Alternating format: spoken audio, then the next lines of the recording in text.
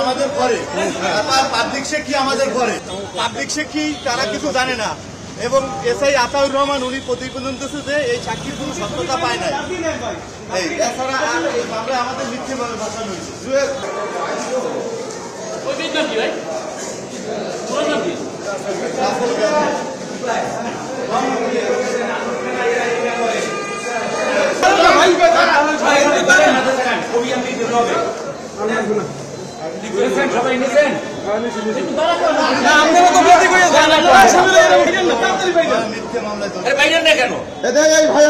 এবার হাসছেন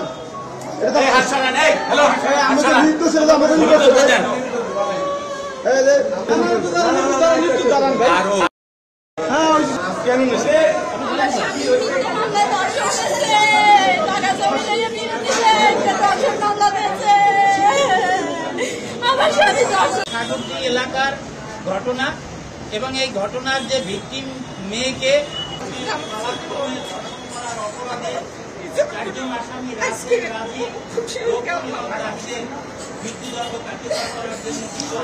আচ্ছা, এই রায় কার্যকর চান কিনা আপনি?